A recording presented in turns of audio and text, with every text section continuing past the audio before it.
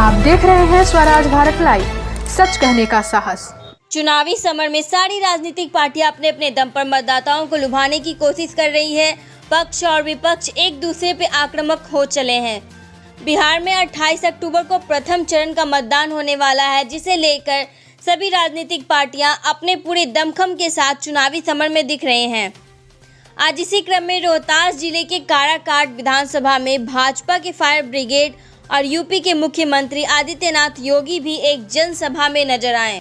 जनसभा को संबोधित करते हुए आदित्यनाथ योगी ने कहा कि देश के यशस्वी प्रधानमंत्री ने जिस कदर भारत के नाम को पूरे विश्व में ऊंचा किया है, एक बार फिर भारत विश्व का नेतृत्व करने के लिए तैयार हो रहा है।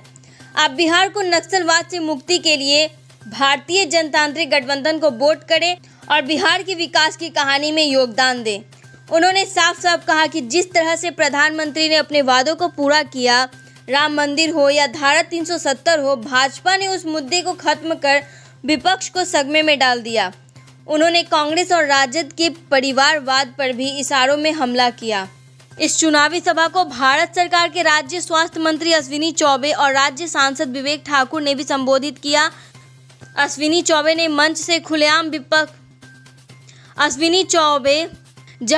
अश्विनी चौबे मंच पर खुलेआम विपक्ष पर बरसते नजर आए, वहीं विवेक ठाकुर ने भी विपक्ष को जमकर धोया। प्रधानमंत्री मोदी जी ने मई 2019 में दूसरी बार प्रधानमंत्री पद की शपथ ली, तब उन्होंने एक बात कही थी। उन्होंने कहा था 5 वर्ष गरीब कल्याण के लिए और अब 5 वर्ष राष्ट्र को दुनिया के सामने एक महाशक्ति के रूप में स्थापित करने के लिए। आपके बिहार में कांग्रेस को भी शासन करने का अवसर प्राप्त हुआ था, राजद को भी शासन करने का अवसर प्राप्त हुआ था।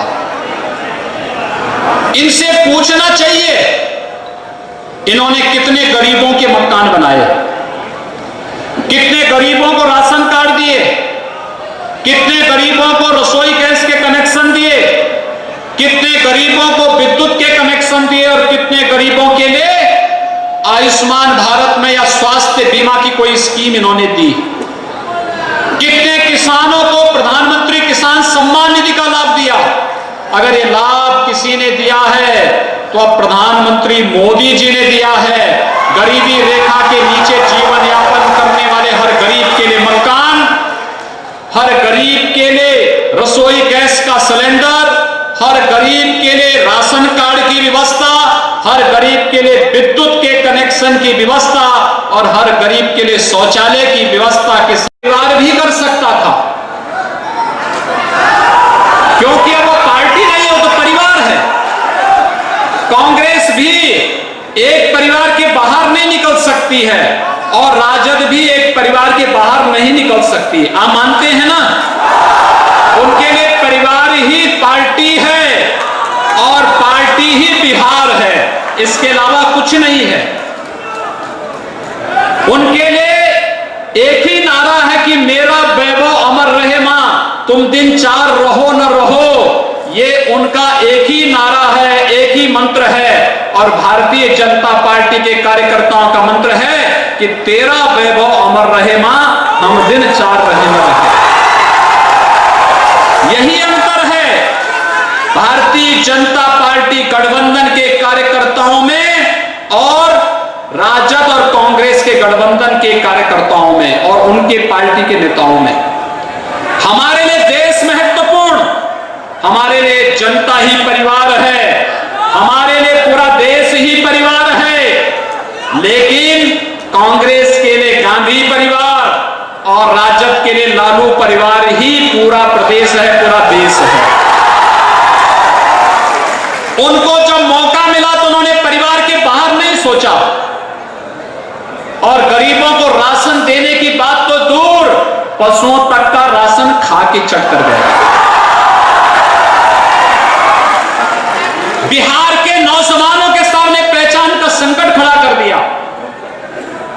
बिहार में नरसंहार और भ्रष्टाचार के जो नित नए कारनामे सामने आते थे, यही कांग्रेस कालखंड में भी होता था।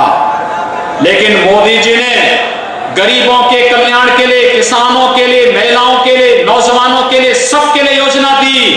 और उसके बाद दूसरे कालखंड में सबसे पहला काम किया, कश्मीर से धारा 370 को समाप्त कर दिया।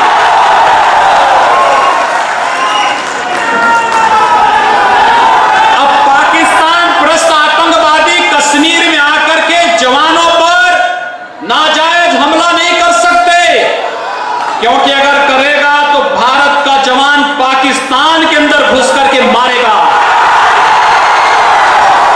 अब नहीं कर